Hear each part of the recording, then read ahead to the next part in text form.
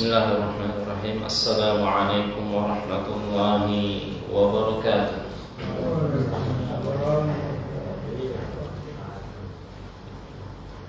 Innal hamdalillah nahmaduhu wa nasta'inuhu wa nastaghfiruh wa na'udzu billahi min shururi anfusina wa min sayyiati a'malina. May yahdihillahu fala mudilla lahu wa may yudlil fala hadiya lahu. وأشهد أن لا إله إلا الله وحده لا شريك له وأشهد أن محمدا عبده ورسوله أرسله الله بالهدى ودين الحق ليظهره على الدين كله ولو كره المشركون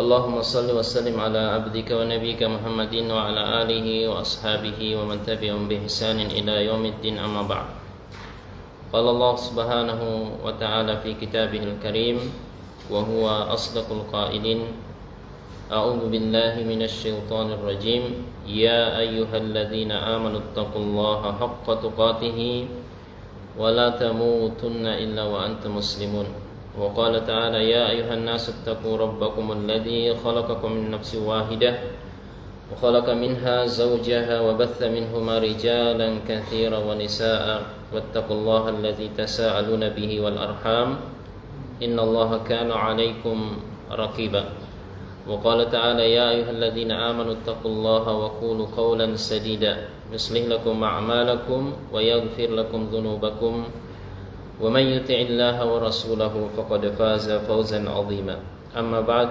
bapak-bapak para jemaah Musalla Al-Muttaqin yang insyaallah sama-sama dimuliakan dan dirahmati oleh Allah Subhanahu wa taala.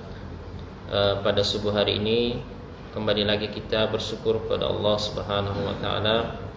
Dan Allah Subhanahu wa taala masih terus melimpahkan karunia, rahmat dan hidayah serta taufik kepada kita, khususnya kepada kita yang terus berusaha mencapai ridho Allah Subhanahu wa taala di dalam melaksanakan berbagai aktivitas yang tentunya kita harapkan itu bernilai ibadah di sisi Allah Subhanahu wa taala.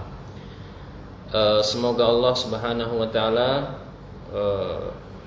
memudahkan langkah dan niat kita di dalam menggapai ridha Allah Subhanahu wa taala dan menguatkan istiqomah kita, memberikan kita ilmu yang bermanfaat yang bisa kita amalkan di dalam mencari keridhaan Allah Subhanahu wa taala dan tentunya ingin masuk ke dalam surganya Allah Subhanahu wa ta'ala. Amin ya rabbal alamin. Salawat dan salam kita curahkan tentunya kepada Rasulullah, Nabi kita, Nabi yang tercinta, sosok teladan atau qudwah hasanah ya.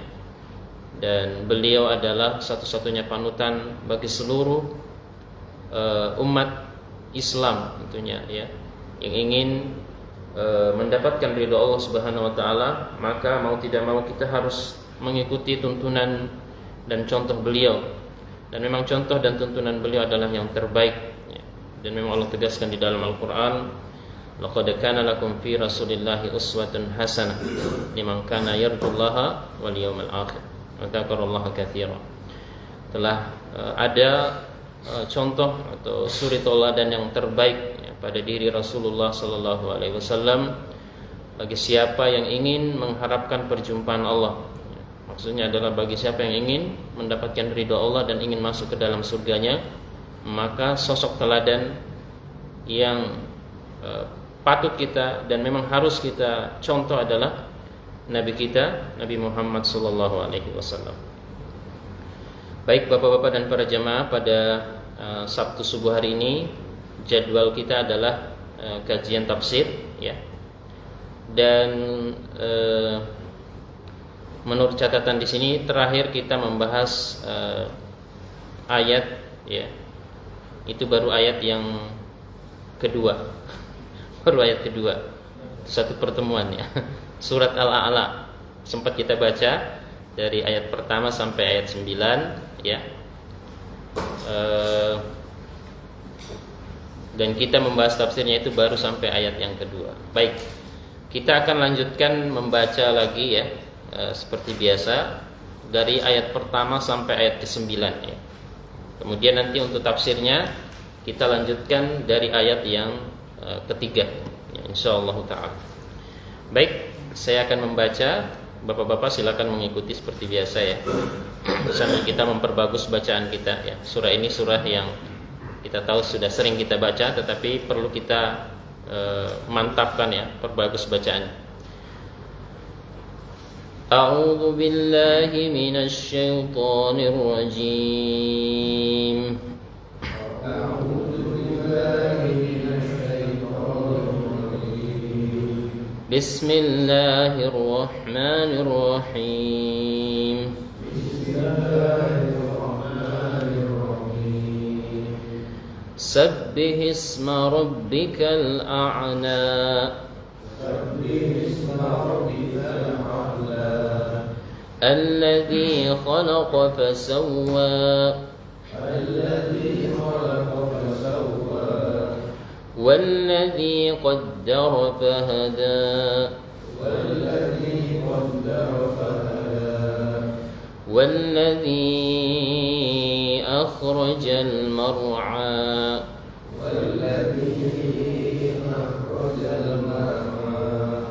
فجعله غثاء أحوى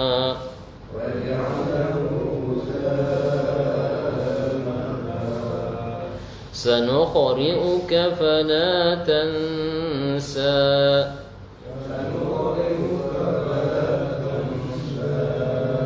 تنسى ditahan nun ya. سنقرئك فلا تنسى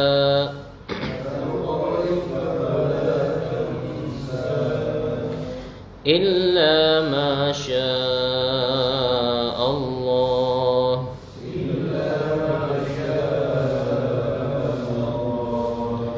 إنه يعلم الجهر وما يخفى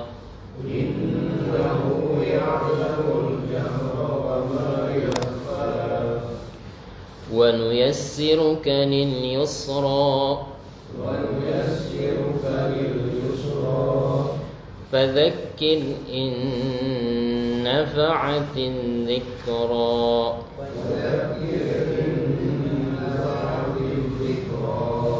Ya, sampai ayat yang 9 ya. Semoga Allah Subhanahu Wa Taala memberikan pahala ya, kita membaca dan mendengarkan ayat Al-Quran dari surah Al-A'la. Baik, bapak-bapak dan para jamaah sekalian, sebagaimana kita bahas sebelumnya bahwa surah ini ya adalah surah yang menceritakan tentang bagaimana Allah memerintahkan kepada nabinya, yaitu Nabi Muhammad SAW, untuk menyucikan Allah Subhanahu Wa Taala. Ya. Diawali dengan sabbih. Ya. Sabbih merupakan bentuk fi'il amr, kata perintah ya. Dari kata sabbaha yusabbihu ya. Ada beberapa ayat ya yang dimulai dengan kata ini ya, penyucian Allah Subhanahu Wa Taala. Seperti misalnya surah Al-Jumu'ah ya. Yusabbihu lillahi ma fis samawati wa ma fil ardil malikil qudduzil azizil hakim. Kemudian surat As-Saff ya. Sabbaha lillahi ma fis samawati wal ard wa huwal azizul hakim. Ya. Banyak ya, banyak ayat, banyak surah yang diawali dengan tasbih ya. Nah, di sini di ayat pertama sudah kita bahas Allah memerintahkan kepada nabinya untuk menyucikan Allah Subhanahu Wa Taala ya. Karena Allah salah satu asma ya, yaitu subuh ya, Maha Suci, subuhun kudus ya. Dialah Allah Subhanahu Wa Taala Maha Suci. Dan kita wajib untuk menyucikan Allah dari segala sifat-sifat yang tidak pantas baginya ya. Dan orang-orang dari kalangan musyrikin, termasuk dari kalangan Yahudi ya, dan Nasrani, itu terkadang menyifatkan Allah yang tidak semestinya ya. Makanya di dalam berbagai ayat di dalam Al-Quran Allah menyucikan dirinya. Ya. Apa itu ayatnya? Subhanallahi amma yusyrikun. Ya. Maha suci Allah dari apa yang mereka sekutukan.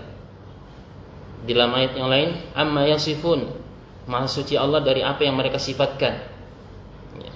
Orang Yahudi dalam sebuah ayat disebutkan bahwa mereka menyifatkan Allah dengan katanya yadullahi maghlulah. Itu perkataan orang Yahudi ya. Tangan Allah itu terbelenggu katanya. Ya. Nah, ini adalah penyandaran kepada Allah Subhanahu wa taala dari sifat yang tidak sepantasnya. Ya. Nah, ini perlu kita mempelajari, makanya di dalam pelajaran yang disebutkan oleh para ulama ada kajian tentang kaidah asma was sifat. Ya, nama-nama dan sifat-sifat Allah Subhanahu wa taala. Ini perlu kita tahu ya. Karena jika tidak, maka kita akan keliru di dalam menyifatkan Allah Subhanahu wa taala, mengenal Allah Subhanahu wa taala. Iya. Baik. Bapak-bapak dan para jamaah sekalian, pada ayat yang ketiga ya, Allah Subhanahu wa taala berfirman, "Walladzi qaddara fahada." Ya, "Walladzi qaddara fahada." Ya. Jadi dialah Allah Subhanahu wa taala qaddara itu menetapkan, kadar kalau bahasa kita ya. Qaddara fahada. Menetapkan kemudian hada, memberikan petunjuk. Ya. Memberikan petunjuk, ya.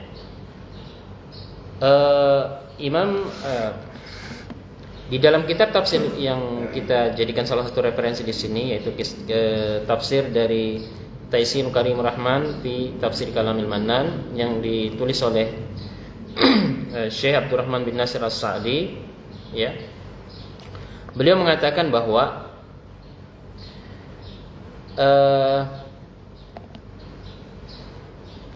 walladzi qaddara taqdiran tattabi'uhu jami'ul muqaddirat. Ya. Jadi Allah Subhanahu wa taala yang menetapkan keadaan seluruh apapun yang sudah ditetapkan ya. Jadi semua makhluk sudah ada ketetapannya masing-masing. Jadi Allah sudah menetapkan ya kadarnya ya. Jadi kalau misalnya orang lahir ya, memang Allah sudah tetapkan ukurannya ya. Nanti lahir dengan berat badan sekian, itu sudah Allah tetapkan. Ada yang lahir prematur misalnya ya, itu Allah sudah tetapkan ukurannya. Ada Allah yang takdirkan ya, beratnya mungkin tidak normal, lebih berat dari yang ukuran rata-rata ya, bayi misalnya ya. Ada yang seperti itu. Begitu juga dengan tinggi badannya ya. Ketika dia beranjak dewasa ya, dengan pertumbuhannya, tentu dengan izin Allah Subhanahu wa taala, dia akan memiliki postur tubuh yang seperti kita lihat ya. Ada yang tinggi, ada yang pendek ya. Ada yang gemuk, ada yang kurus. Memang itu sudah takdiran ya, minallah ya, ukuran atau ketetapan dari Allah Subhanahu wa taala. Walladzi qaddara ya. Jadi Allah sudah menetapkan setiap makhluk itu ukuran sesuai dengan kehendak Allah Subhanahu wa taala. Ya. Bagaimana bentuk tubuh kita ya, bagaimana mata kita ya, bagaimana hidung kita, telinga kita ukurannya seperti apa, lebarnya bagaimana, itu sudah Allah tetapkan. Dan Allah menetapkan kondisi seluruh makhluk yang lain ya. Ada yang berkaki 2, berkaki 4, berjalan dengan kulit ya, berjalan ke depan, berjalan ke samping, itu sudah Allah tetapkan. Yaitu ukuran atau ketetapan yang Allah berikan atas setiap makhluknya ya. Kemudian bapak-bapak dan para jemaah sekalian, Imam Al-Baghawi di di dalam kitab beliau ya Al-Ma'alim At-Tanzil ya, beliau mengatakan qaddara bi takhfifid dal wa shaddadaha al-akharun wa huma bi ma'na wahid ya. Ada sebagian ulama tafsir kata beliau membaca qaddara dengan qadara ya, qadara. Ada yang ditasdid, ada juga yang membaca dengan bacaan qadara. Tapi ingat ini bacaan ulama ya, dan ini bukan merupakan hal yang apa istilahnya tadat ya, bertentangan, karena memang ada bacaan-bacaan yang sifatnya berbeda dengan yang biasanya, namun itu memang ada riwayatnya. Jadi beliau mengatakan sebagian ulama tafsir mentakhfifkan huruf dal, tidak ditasdid, ada juga yang mentasdidkan huruf dal, qaddara, ada qadara ya. Kemudian beliau mengatakan qala al-Mujahid di dalam kitab beliau menukil pendapat dari Imam Mujahid, seorang ulama tafsir ya. Qaddara fahada hadal insana li sabilil khairi wasyarri. Jadi setelah Allah menetapkan atau memberikan ukuran setiap makhluk ya, apakah rezekinya, ukuran tubuhnya dan sebagainya. Kemudian Allah memberikan petunjuk ya, kepada manusia. Ini secara khusus kepada manusia. Lisabilil khairi wasyarri, kepada jalan kebaikan dan jalan keburukan ya. Jalan kebaikan dan jalan keburukan. Nah ini bapak-bapak dan para jemaah adalah hidayah yang sifatnya hidayah irsyad. Kalau dalam bahasa ulama hidayatul irsyad wal bayan ya.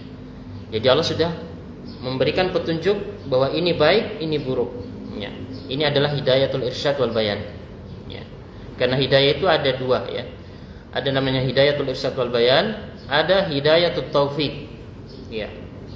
Kalau hidayah al irsyad wal bayan ini Allah sudah berikan kepada seluruh makhluknya, terkhususnya manusia ya, manusia dan jin. Allah sudah memberikan petunjuk bahwa ini kebaikan, ini keburukan ya. Tetapi hidayatut taufik, adapun hidayatut taufik, maka ini adalah hidayah yang sifatnya khusus. Tidak bisa semua orang atau tidak semua orang bisa mendapatkannya ya. Contoh sederhana adalah paman Nabi ya, Abu Talib. Paman Nabi Abu Talib itu mendapatkan hidayatul irsyad wal bayan ya. Beliau telah mengetahui kebaikan dan keburukan, karena keponakannya sendiri adalah seorang nabi, yaitu Nabi Muhammad sallallahu alaihi wasallam. Nabi Muhammad memberikan arahan, memberikan dakwah kepada pamannya. Nah ini hidayatul irsyad wal bayan. Tetapi hidayatul taufik, ternyata ini adalah hidayah yang sifatnya khusus, dan ini diberikan oleh Allah bagi orang yang pantas mendapatkannya. Tidak semua orang ya. Tidak semua orang mengetahui kebaikan dan bisa mengikutinya. Tidak semua. Ada orang mengetahui bahwa ibadah sholat itu wajib ya. Membaca Al-Quran itu ibadah, tapi tidak semua orang bisa, ya kan? Nah ini namanya hidayatut taufik. Ada orang mengetahui bahwa majelis ta'lim itu adalah dihadiri oleh malaikat, pahalanya luar biasa, merupakan jalan menuju surga, tapi tidak semua orang bisa, betul kan? Iya, buktinya tadi ramai jemaah, sisanya segini. Sisanya segini. Padahal meskipun disampaikan ya, hadis Nabi mengatakan bahwa man salaka tariqan yaltamisu fihi ilman sahalallahu lahu bihi tariqan ilal jannah. Barang siapa yang menuntut ilmu atau menimba ilmu di majelis taklim seperti ini, maka Allah mudahkan jalannya menuju surga. Orang sudah tahu, tapi tidak semua orang bisa. Tidak semua orang bisa, Pak. Iya. Mungkin ada orang yang jangankan ke masjid ya, untuk bangun sholat subuh sangat berat. Berarti belum mendapatkan hidayatut taufik. Ya. Ada orang yang sudah berhasil bangun sholat subuh, ya, datang ke masjid, tapi belum bisa mencapai hidayatut taufik untuk duduk di majelis taklim. Ya. Dan tentu ini adalah karunia dan rahmat yang Allah berikan kepada siapa yang dikehendaki. Ya. Nah, Bapak-bapak dan para jemaah sekalian, ya kita lanjutkan tadi ya. Apa yang disampaikan oleh Imam Al-Baghawi. Beliau melanjutkan was-sa'adati wasyaqawah. Jadi Allah juga memberikan petunjuk tentang kebahagiaan dan kesengsaraan atau kebahagiaan dan kecelakaan. Ya. Ini adalah makna dari hada ya. Walladzi qaddara fahada. Dialah Allah yang memberikan petunjuk kepada kebahagiaan dan keburukan. Ya. Kemudian beliau mengatakan lagi wahadal an'am limiratiha. Ya. Jadi Allah juga memberikan petunjuk kepada setiap hewan, ya. Setiap hewan untuk menuju kepada tempat miratiha, itu artinya tempat padang rumput ya, tempatnya dia makan. Ya, dia mencari makanan. Jadi Bapak dan para jemaah, Allah itu telah memberikan insting kalau bahasa kita ya, dengan atau naluri kepada setiap makhluk seperti hewan. Ya. Makanya dia mungkin kalau kita lihat hewan itu langsung, meskipun dia mungkin belum diajarkan ya, dia sudah tahu caranya untuk mencari makan. Katakanlah burung ya. Burung ya, dia kan tidak memiliki tangan, tapi Allah memberikan insting kepada dia si burung untuk menggunakan paruhnya untuk mencari makan. Ini bentuk hidayah hidayah Allah kepada hewan. Ya. Ini tidak ada yang melatih dia. Sejak kecil ya, cuman ada paruhnya, tidak ada tangannya seperti kita. Tapi Allah memberikan insting. Ini dalam konteks hidayah, Allah memberikan hidayah berupa insting kepada dia untuk mencari makan dengan paruhnya. Ya. Ini adalah hidayah yang disebutkan di dalam ayat ini. Kemudian kata beliau lagi ya,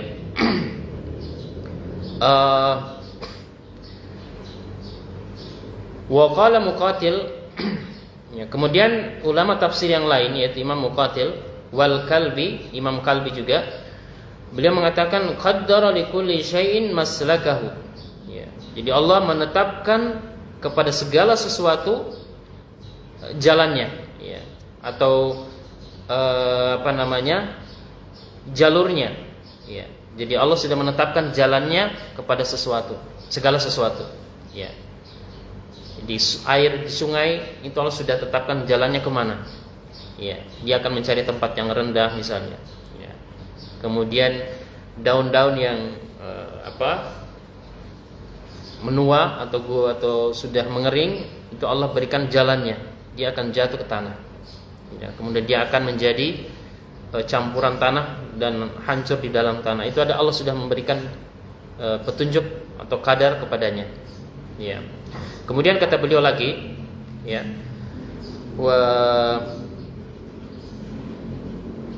fahada. Ya. Fahada arrafahu, ya, fahada arrafaha kaifa ya'ti adz-dzukra al-untha. Ya. Fahada arrafaha kaifa ya'ti adz-dzakaru wal al-untha. Ya. Kemudian Allah memberikan petunjuk ya kepada setiap makhluk, ya. Kata Imam Muqatil dan Kalbi, bagaimana jantan ya, kalau istilahnya kalau hewannya ada yang jantan, bagaimana dia bisa memiliki naluri untuk mendatangi betina. Ya. Jadi memang ini adalah hidayah yang Allah berikan kepada setiap makhluk, termasuk kita manusia. Di manusia itu Allah berikan ketertarikan antara laki-laki kepada wanita misalnya. Ini merupakan hidayah yang Allah berikan kepada kita sebagai manusia. Ya.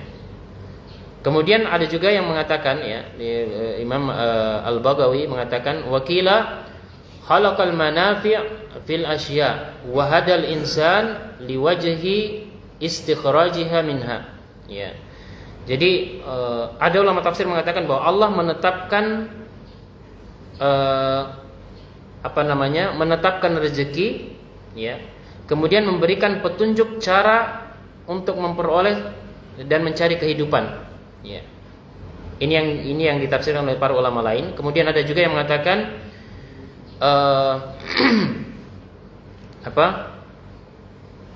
Allah menciptakan berbagai manfaat, ya, al-manafi', ya, dalam berbagai benda, ya. Jadi Allah sudah qaddara di sini artinya Allah sudah menetapkan manfaat setiap benda, ya. Ya, besi ini keras, ya. Kemudian air, ya. Kemudian apalagi ya macam-macam, ya, benda yang ada yang kita lihat sekarang ini. Nah, Allah sudah menetapkan kondisinya, kemudian Allah memberikan manfaat, ya. Ya, besi ada yang digunakan oleh para tukang besi misalnya untuk membuat bangunan, ya, kokoh seperti rumah, ya. Kemudian batu yang dirubah menjadi semen misalnya, bahan semen dan seterusnya. Nah, ini Allah berikan manfaat di dalamnya. Kemudian Allah memberikan petunjuk kepada manusia bagaimana cara mengambil manfaat, ya, dari benda tersebut. Wa qala as-Suddi, kemudian Imam Al-Baghawi mengutip perkataan As-Suddi, Imam As-Suddi, qaddara maddatal janin fir rahim thumma hadahu lil khuruj minar rahim. Ya, minar rahim, ya. Kalau Imam As-Suddi, ulama tafsir mengatakan yang lain, Allah menetapkan masa janin itu di dalam rahim, ya. Masa janin itu di dalam rahim. Kemudian Allah menunjukkan jalannya untuk keluar dari rahim. Ya. Ini tafsir dari Imam As-Suddi. Ya. Bapak dan para jemaah, ulama tafsir terkadang menafsirkan ayat dalam Al-Qur'an kelihatan itu ada perbedaan, namun sebenarnya sifatnya ini adalah perbedaan yang sifatnya variatif atau tanawu kalau dalam bahasa tafsir, ya. Ya, tanawu artinya dia sifatnya variatif dan bukan tadad, ya, kontradiktif, bukan. Ya, dia hanya bersifat variatif. Dan ini semuanya adalah tafsiran yang benar, ya. Tentu dengan kaidah-kaidah yang telah dibuat oleh para ulama. Kemudian Bapak-bapak dan para jamaah sekalian, ya. Allah Subhanahu wa taala menetapkan ukuran kemudian memberikan petunjuk, ya. Ini juga merupakan rahmat Allah Subhanahu wa taala, ya. Bahwa Allah menciptakan kita di dunia ini sudah memberikan bekal untuk mengetahui, mengenal segala sesuatu kemudian bisa memanfaatkannya, ya. Allah memberikan kita mata, ya, tangan, mulut, perasa, ya, dan sebagainya sehingga bisa memanfaatkan segala benda-benda yang ada di bumi ini, di dunia ini, ya. Kemudian pada ayat yang berikutnya, ya, Allah Subhanahu wa taala berfirman ayat yang keempat, walladzi akhrajal mar'a, ya. Dan dia yang menumbuhkan rumput-rumputan, ya. Ya, Allah menumbuhkan rumputan, ya. Dia Allah, Bapak-bapak dan para jamaah, menumbuhkan rumputan dengan berbagai macam, ya.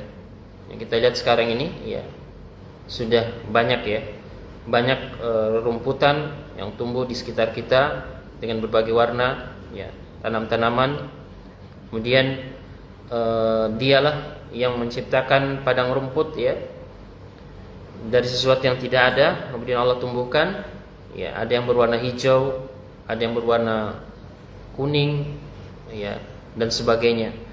Nah, para ulama menjelaskan bahwa di antaranya Imam At-Tabari, beliau mengatakan, yaqulu walladzi akhraja minal ardi, ya, mar'a al-an'am min sunufin nabat wa anwa'il hashish, ya.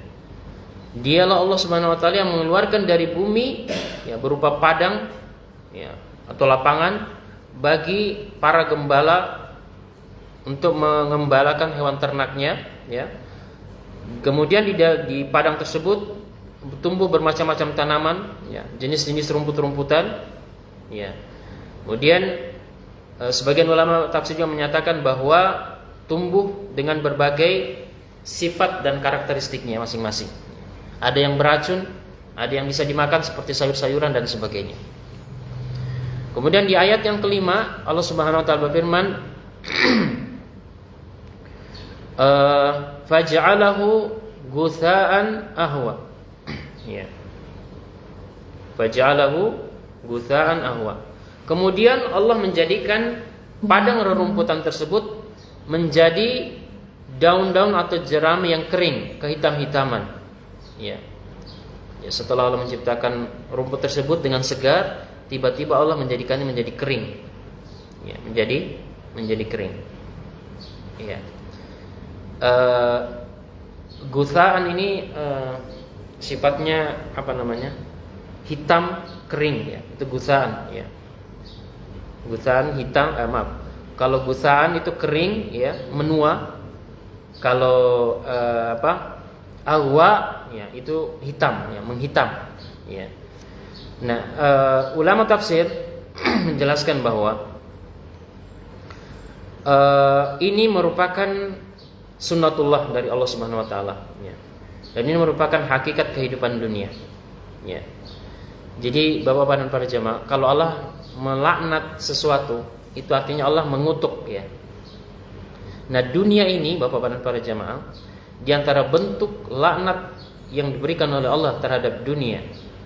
Kan di dalam hadis kan Nabi sebutkan ya, ad-dunya mal'unah. Dunia itu terlaknat ya. Mal'unun ma fiha illa dzikrallahi wa man wala.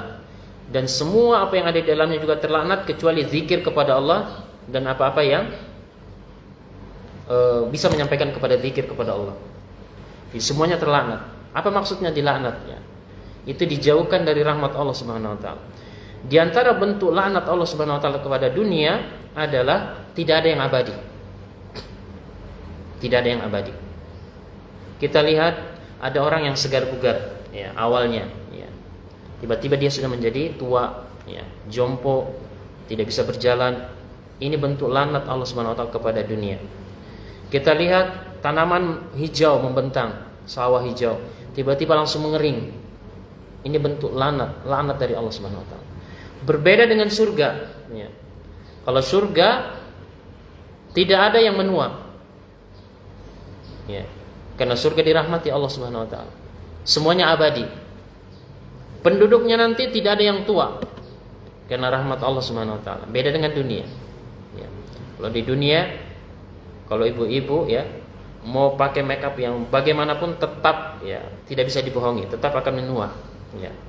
Mau makeup yang paling mahal sekalipun tidak akan melawan laknat Allah terhadap dunia. Ya. Tetap dia akan menua, kulitnya akan keriput, rambut akan putih. Ini bentuk laknat Allah kepada dunia. Ya.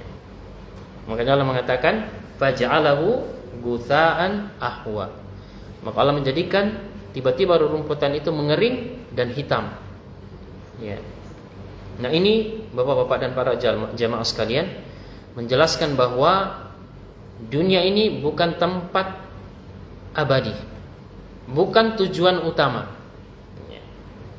Khususnya bagi orang beriman, ya. Maka dia harus memahami hakikat dunia. Ya. Allah Subhanahu wa taala ya berfirman di dalam Al-Qur'an ya, di dalam surat Ar-Rum ya, Ar-Rum ayat 54. Allah berfirman, Allahul ladzi khalaqakum min dha'fin thumma ja'ala min ba'di dha'fin quwwatan thumma ja'ala min ba'di quwwatin dha'fa wa syaibah. Ya, surat Ar-Rum ayat 54. Allah dialah yang menciptakan kalian dari keadaan yang lemah. Ya, kita diciptakan dari keadaan lemah, Pak, bayi. Bayi enggak bisa apa-apa. Keluar bisanya cuma menangis. Kita keluar dari rahim ibu bisa kemampuan kita cuma menangis ya. Dha'fa. Ya. Kemudian dia menjadikan kalian setelah itu ya, setelah lemah menjadi kuat. Ya. Sedikit demi sedikit dari bayi udah bisa merangkak. Kemudian lama-lama bisa berjalan, menjadi ABG, remaja, udah kuat ya. Bisa membantu orang tua. Allah memberikan kekuatan. Kemudian Allah berfirman lagi, "Tsumma ja'ala min ba'di quwwatin dha'fa wa syaibah." Kemudian setelah itu Allah menjadikan kalian ya menjadi lemah kembali dan beruban, syaibah. Syaibah itu beruban. Ya. Mungkin bapak-bapak yang sudah usianya sudah di atas 60 ya. Kita sudah lemah, tapi dulunya pemuda masih kuat, ya. Pemuda masih kuat. Nah, kalau di surga itu berbeda, ya. Di dalam hadis Nabi sebutkan bahwa di surga seluruh orang-orang yang beriman masuk ke dalam surga itu usianya nanti berkisar di dalam sebuah riwayat 33 tahun. Semuanya sama. Dan tidak akan bertambah tua. Seperti itu terus abadi. Ya, ini rahmat Allah kepada surga. Berbeda dengan dunia. Ya, dunia Allah sudah kutuk. Ya. Allah sudah kutuk dunia ini bukan merupakan tempat tujuan utama bagi perjalanan makhluk, khususnya manusia dan jin. Ya. Kemudian bapak-bapak dan para jamaah sekalian, ini juga menunjukkan bahwa setiap orang yang beriman harus mengambil ibrah, pelajaran, bahwa di dunia ini dia harus membekali diri untuk menuju ke tempat yang sebenarnya. Ya. Jadi dunia ini adalah darul imtihan, ya, tempat ujian, ya, untuk menguji kita. Apakah kita sanggup melewati fase ini untuk menuju tujuan yang sebenarnya? Karena tidak sedikit, tidak sedikit orang tertipu dengan dunia.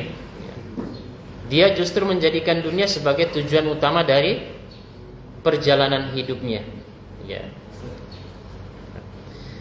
Kemudian pada ayat selanjutnya Allah berfirman, ya, ayat yang ke-6, sanuqri'uka fala tansa. Maka kami, kata Allah, akan membacakan kepadamu wahai Muhammad Al-Qur'an dan kamu tidak akan lupa. Ya, sanuqri'uka fala tansa. Jadi Allah menurunkan Al-Qur'an kepada Nabi kita Nabi Muhammad SAW, ya, melalui perantaraan malaikat Jibril alaihissalam, ya. Nah, ada perbedaan pendapat di sini di kalangan ulama tentang makna la tansa, fala tansa. Ya, kami akan membacakan Al-Qur'an kepadamu wahai Muhammad, maka kamu tidak akan lupa. Ya. Pendapat pertama dari kalangan ulama mengatakan bahwa an-nisyan, ya, kelupaan di sini artinya bahwa ayat tersebut dimaknai dengan kami akan membacakan kepadamu wahai Muhammad Al-Qur'an sehingga kamu, ya, sehingga engkau wahai Muhammad tidak akan lupa, ya, tidak akan lupa, ya. Dan hal ini juga didukung oleh ayat yang lain di dalam Al-Qur'an, ya. Ya. Allah ketika Al-Qur'an turun kepada Nabi kita Nabi Muhammad SAW melalui malaikat Jibril, ya, Nabi itu ingin segera menghafalnya, ya. Tetapi Allah menegurnya. Ya, Allah menegur Nabi, ya. Maka turunlah ayat di dalam surah Al-Qiyamah, ya. Surah Al-Qiyamah ayat 16 dan 17, ya. Allah berfirman, la tuharrik bihi lisanaka lita'jala bih. Ya. Inna alaina jam'ahu wa qur'anah. Ya. Kata Allah, janganlah engkau wahai Muhammad gerakkan lidahmu, ya, untuk membaca Al-Qur'an karena ingin segera atau tergesa-gesa untuk menguasainya, maksudnya menghafalnya. Ya. Sesungguhnya kamilah yang akan mengumpulkannya di dadamu dan membacakannya.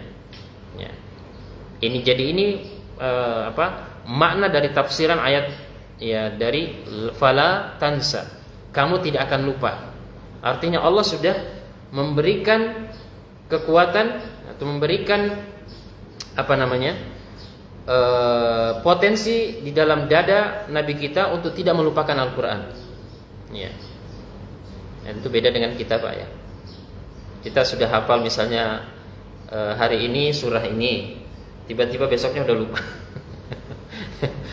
Tapi jangan sampai lupa Al-Fatihah, Pak. Al-Fatihah rukun dari sholat, ya.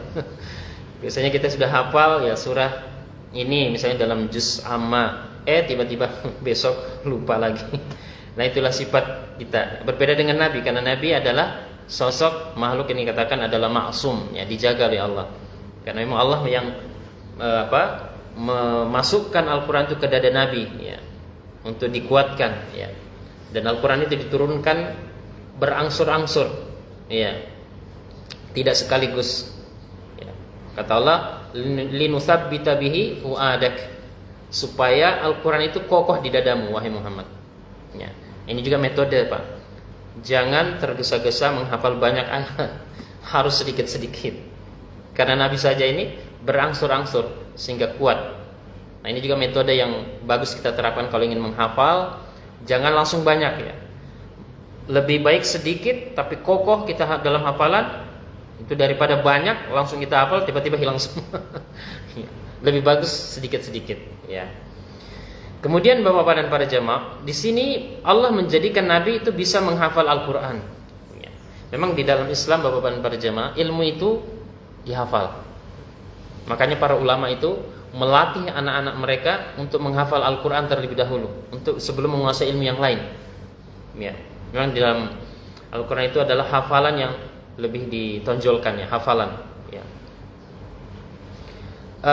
Kemudian Allah menjadikan Nabi itu tidak lupa dengan hafalan tersebut kecuali sebagian yang dikehendaki. Ya. Allah memansuhkan ayat ya, memansuh itu menghapus ya, sehingga Nabi itu pun melupakannya. Ya, sallallahu alaihi wasallam. Ini penafsiran pendapat yang pertama. Pendapat yang kedua, an-nisyan bermakna at-tark. Nisyan fala tansa di sini maksudnya adalah meninggalkan ya. Sehingga mana ayat Allah akan menjagamu dan dari meninggalkan ayat-ayat Al-Qur'an ya. Sehingga engkau akan selalu mengamalkannya. Ya, jadi Allah menjaga Nabi dari meninggalkan ayat Al-Qur'an ya, sehingga Nabi selalu mengamalkan Al-Qur'an kecuali Allah kehendaki. Ya. Ini jika terjadi ini terjadi pada ayat-ayat yang dimansukh sehingga kita meninggalkan karena telah dimansukh ya. Nah, ini disebutkan oleh Imam Al-Qurtubi di dalam kitab tafsir beliau ya. Nah, berdasarkan hal tersebut Bapak dan para jemaah terlihat jelas bahwa kedua pendapat ini hanya bersifat khilaf tanawu ya, bersifat variatif saja seperti yang tadi ya. Bukan perbedaan yang kontradiktif atau berlawanan, bertolak belakang. Ini hanya sifatnya redaksional karena saling mendukung dan tidak kontradiktif ya. Dan ayat ini juga menunjukkan Bapak dan para jamaah bahwa Allah menjamin Al-Qur'an itu terjaga dari kekurangan. Ya, terjaga dari kekurangan dan penyelewengan, tidak mungkin. Karena Allah menjaga Al-Qur'an ini dengan hafalan orang-orang yang beriman. Ya, sampai sekarang ya. Kita lihat Pak, satu-satunya kitab suci yang original dan mudah untuk dihafal, bahkan seluruhnya dihafal adalah Al-Qur'an. Ya. Ada mungkin anak yang umur sekitar 9 tahun, 7 tahun sudah hafal Al-Qur'an 30 juz. Itu banyak ya. Ini adalah salah satu jalan yang Allah berikan bahwa Al-Qur'an itu dijaga ya. Nah, Bapak-bapak dan para jamaah sekalian, kemudian selanjutnya pada ayat yang ke 7 ya, 7 Allah berfirman, illa ma sya'allah innahu ya'lamul jahra ma yakhfa. Kecuali jika Allah menghendaki dan sesungguhnya Dia yang mengetahui yang jahra, yang jelas, yang terang, wa ma yakhfa, dan yang tersembunyi. Ya. Nah, Allah membuat Nabi ya melupakan beberapa ayat di dalam Al-Qur'an yang kita sebutkan tadi ya, seperti ayat-ayat yang dimansuh oleh Allah Subhanahu wa taala ya. Allah berfirman di dalam surah Al-Baqarah ya ayat 106, ma nansakh min ayatin aw nunsiha na'ti bi khairi minha aw mithliha. Ya. Ayat yang kami mansuh ya, kami batalkan karena ini Allah kehendaki ya, tentu dengan segala hikmah. Ayat yang kami batalkan ya, atau kami hilangkan dari ingatan wahai Muhammad. Ada ayat yang Allah hilangkan dari ingatan Nabi ya, hafalan Nabi. Pasti akan kami ganti dengan yang lebih baik atau yang sebanding dengannya. Ya, surat Al-Baqarah ayat 106. Nah, Bapak-bapak dan jamaah sekalian, ayat ini menunjukkan bahwa ada beberapa ayat Al-Qur'an yang pernah dibaca Nabi sebelumnya ya, kemudian dimansuh atau dihapus atau dibatalkan ya, oleh Allah Subhanahu wa taala agar dilupakan sehingga tidak lagi dibaca sampai sekarang. Ini Al-Quran yang menjelaskan ya. Allah sendiri menjelaskan dalam Al-Quran. Ya. Ma nansakh min ayat au nunsiha na'ti bi khairi minha au mithliha. Ayat-ayat mana saja yang kami batalkan wahai Muhammad dan kami hapus dari ingatanmu, berarti ada ayat yang pernah dibaca Nabi, beliau hafal, tiba-tiba Allah cabut. Tentu dengan segala hikmah dari Allah Subhanahu wa taala. Ya. Nah, Bapak dan para jamaah, pada awalnya Nabi itu sudah hafal ya, kita tahu ya, hafal tidak lupa kecuali Allah membuatnya lupa ya. Karena tadi Allah mengatakan illa masya Allah, kecuali yang Allah kehendaki ya. Jadi Allah menghendaki ayat itu terhilang dari ingatan Nabi. Nah, di sini tentu ada kemaslahatan, ada hikmah yang Allah tetapkan. Kenapa Allah cabut dari ingatan Nabi dari ayat tersebut? Nah, di dalam ayat ini juga Bapak dan para jemaah, Allah mengatakan bahwa Allah mengetahui yang tampak dan yang tersembunyi. Ya. Ya. Ya'lamul jahra wa ma yakhfa. Ya. Innahu ya'lamul jahra wa ma yakhfa. Sesungguhnya Dia Allah mengetahui yang nampak dan yang tersembunyi. Ya. Mungkin secara logika Bapak dan para jemaah bahwa orang yang mengetahui yang tersembunyi otomatis juga tahu yang terlihat ya. Yang nampak kan? Iya. Kalau yang tersembunyi saja dia tahu, otomatis yang nampak juga, yang terlihat juga pasti dia tahu. Tetapi Allah menjelaskan di sini, mengulang ayatnya, menegaskan ya. Allah mengetahui yang nampak dan yang tersembunyi. Untuk menegaskan bahwa Allah Subhanahu wa taala mengetahui perkara yang nyata dan gaib. Ya. Nyata dan gaib. Ya. Meskipun Allah gaib, Dia Maha gaib, ya. Tapi Allah mengetahui yang nampak. Ya. Dan banyak makhluk-makhluk Allah Subhanahu wa taala di sekitar kita tidak nampak, tapi mereka melihat kita. Seperti jin, malaikat. Ya, kalau hari Jumat, malaikat itu mengawasi kita di pintu-pintu masjid ya, disebutkan dalam hadis Nabi. Ya. Siapa yang datang di awal pertama kali ke masjid pada hari Jumat, maka Allah catatkan, malaikat mencatatnya ya sebagai orang yang seperti berkorban dengan seekor apa?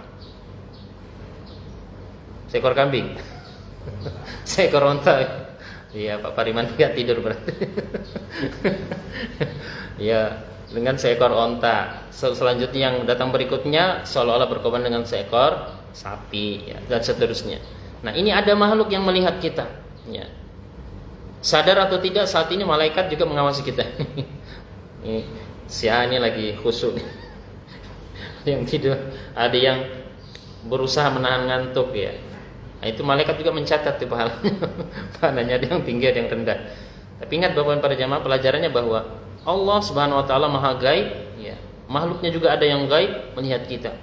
Seperti jin ya, jin juga melihat kita. Kata Allah Subhanahu wa taala, "Innahu yarakum min haitsu la tarawnahu." Ya. Innahu wa qabiluhu yarakum min haitsu la yarawnakum min haitsu la tarawnahu. Sesungguhnya dia dan gerombolannya, anak-anaknya juga melihat kalian ya, dari arah yang kalian tidak melihat mereka ya, jin ya, jin tidak bisa kita lihat ya. Kalau ada yang mengklaim saya pernah melihat jin, itu bukan bentuk aslinya ya. Itu hanya penampakan atau penyerupaan. Karena jin itu diberikan kemampuan oleh Allah untuk bisa menyerupakan diri, tamatsul ya, bertamatsil ya, tamatsul ya. Dia misalnya berubah menjadi anjing ya. Tapi penampakan jin ini biasanya tidak sempurna ya. Kadang dia setengahnya ya. Makanya penampakan jin itu menakutkan. Ada yang cuman setengah badan misalnya, tiba-tiba langsung berjalan, nah itu menakutkan. Itu penampakan jin ya. Ada hewan ya, berkepala manusia misalnya, itu penampakan jin. Berbeda dengan malaikat. Kalau malaikat sempurna ya. Pernah malaikat menyerupakan diri dalam bentuk wujud manusia datang kepada Nabi ya, di dalam hadis Umar ya, Umar bin Khattab radhiyallahu anhu ya. Dia datang jadi malaikat Jibril, langsung tiba-tiba menyerupakan seorang orang yang muda gitu ya, yang rambutnya hitam sangat legam, seolah-olah rapi gitu ya.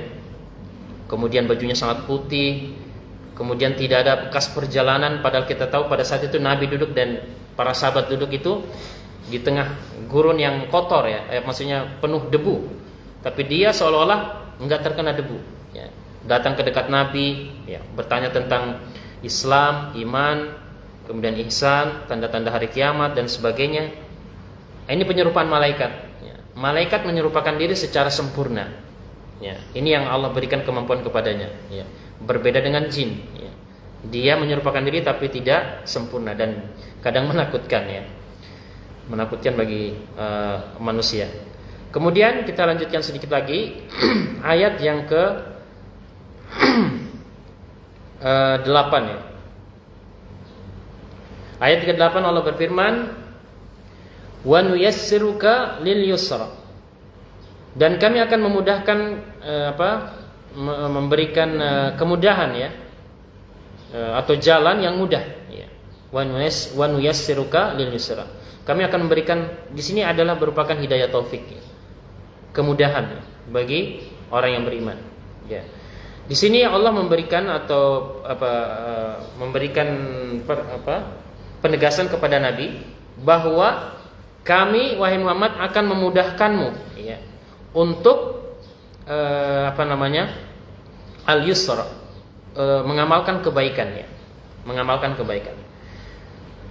Ada pendapat yang lain mengatakan bahwa para jamaah bahwa kami akan membimbingmu dengan syariat yang mudah ya. Karena Islam ini kan agama mudah Pak ya. Siapapun yang akan mengamalkan Islam insya Allah mudah ya. Selama hatinya itu lurus ya. Beda kalau hatinya memang tidak mau menerima ya, memang benci. Tapi kalau dia betul-betul ingin mengamalkan Islam, pasti mudah. Ya, mudah. Nah, ini pendapat yang disebutkan oleh ulama tafsir bahwa wa nuyassiruka lil yusra, kami akan memberikan kepada Muhammad syariat agama yang mudah. Ini maksudnya ayat ini. Ya. Jadi Islam ini agama yang mudah, Pak. Ya.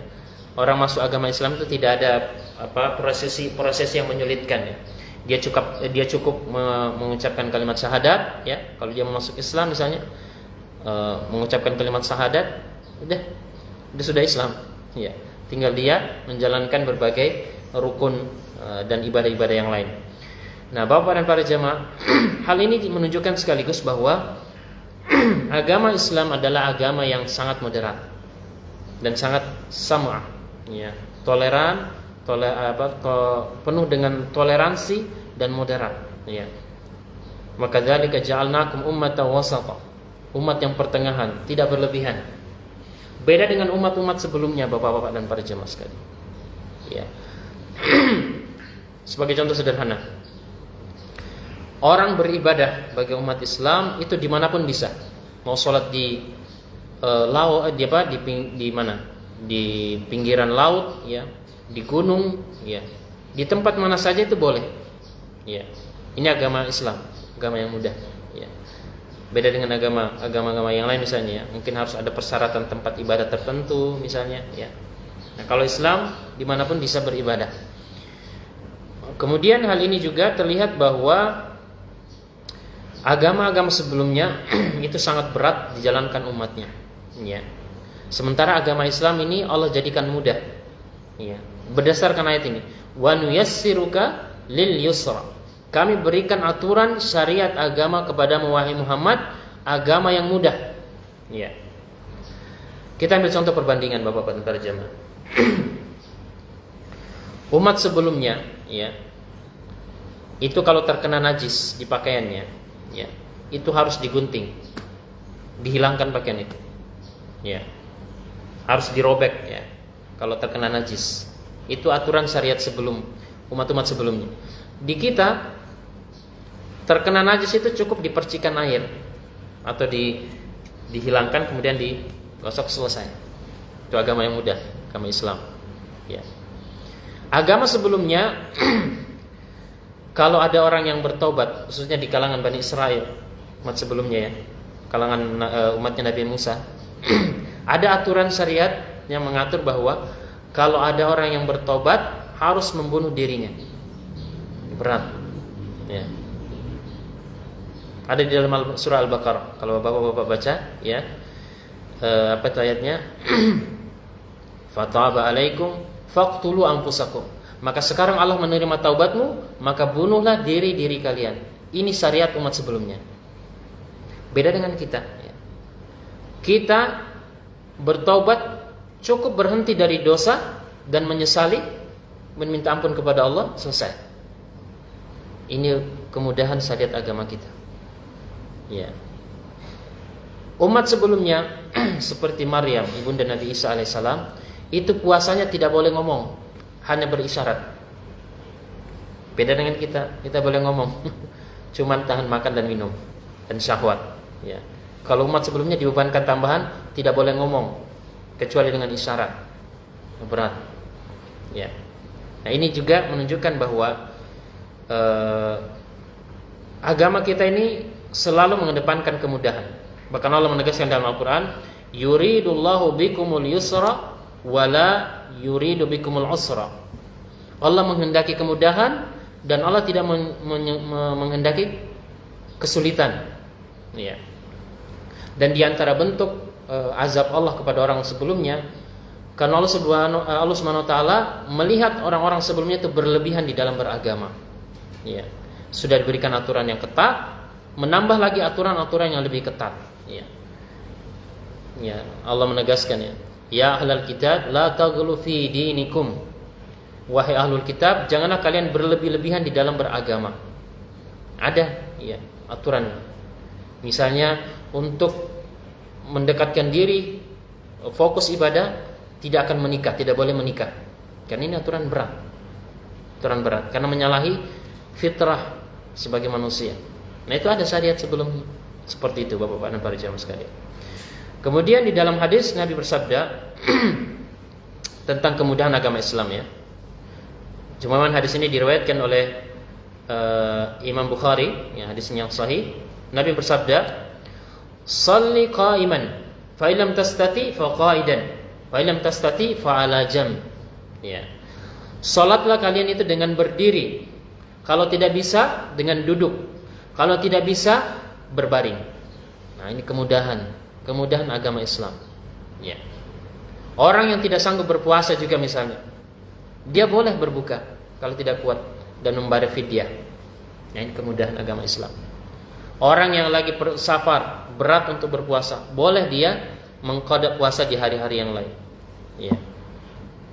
Boleh dia tidak berpuasa di bulan Ramadan. Ya, kalau dia tidak sanggup. Jangan digambarkan bahwa Islam itu agama yang berat, susah. Tidak. Karena mereka belum memahami dan mempelajari Islam sehingga terlihat agama Islam itu susah. Padahal agama Islam adalah agama yang mudah. Wa nuyassiruka lil yusra. Baik Bapak dan para jamaah, ya kayaknya waktunya sudah 6:30. Cukup sampai ayat 8 dulu. Kita lanjutkan lagi pada pertemuan berikutnya. Mudah-mudahan sedikit ini bisa bermanfaat buat kita dan memberikan kekuatan kita di dalam mempelajari tafsir dari ayat-ayat Al-Quran sehingga bisa kita amalkan di dalam kehidupan kita sehari-hari. Lebih kurangnya saya mohon dimaafkan. Semoga ada manfaatnya. Hadanallahu wa iyyakum ajmain. Wa sallallahu ala nabiyyina Muhammadin wa ala alihi wa ashabihi ajmain. Saya persilakan mungkin Bapak-bapak ada yang mau bertanya, falyatafadhal.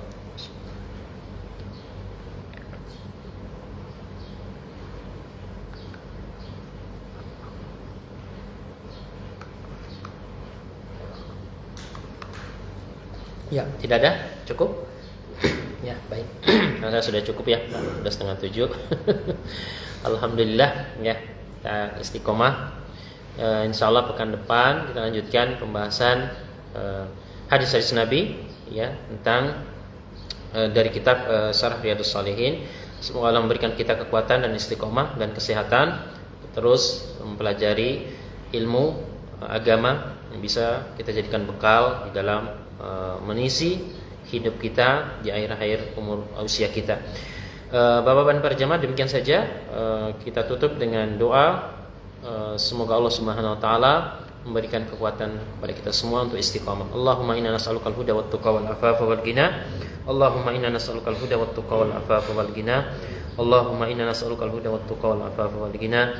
Allahumma ati nufusana taqwaha وزكها أنت خير من زكاها أنت وليها ومولاها اللهم يا مقلب القلوب ثبت قلوبنا على دينك ويا مصرف القلوب صرف قلوبنا على طاعتك اللهم أصلح لنا ديننا الذي هو عصمة أمرنا وأصلح لنا دنيانا التي فيها معاشنا وأصلح لنا آخرتنا التي إليها معادنا واجعل الحياة زيادة لنا في كل خير واجعل الموت راحة لنا من كل شر اللهم إنا نعوذ بك من جهد البلاء ودرك الشقاء وسوء القضاء وشماتة الأعداء اللهم إنا نسألك الثبات في الأمر والعزيمة على الرشد ونسألك موجبات رحمتك وعزائم مغفرتك ونسألك شكر نعمتك وحسن عبادتك ونسألك لسانا صادقا وقلبا سليما ونسألك من خير ما تعلم ونعوذ بك من شر ما تعلم ونستغفرك لما تعلم إنك أنت علام الغيوب اللهم إنا نسألك علما نافعا ورزقا طيبا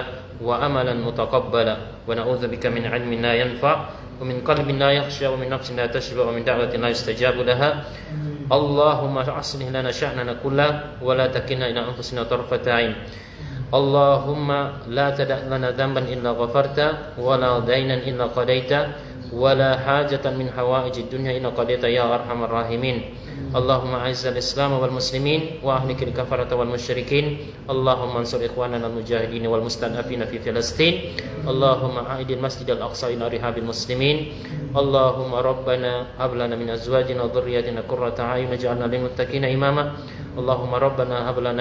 اللهم ربنا آتنا في الدنيا حسنة وفي الآخرة حسنة وقنا عذاب النار وصلى الله على نبينا محمد وعلى آله وأصحابه أجمعين سبحان ربك رب العزة عما يصفون سلام على المرسلين والحمد لله رب العالمين سبحانك اللهم وبحمدك أشهد أن لا إله إلا أنت أستغفرك وأتوب إليك والسلام عليكم ورحمة الله وبركاته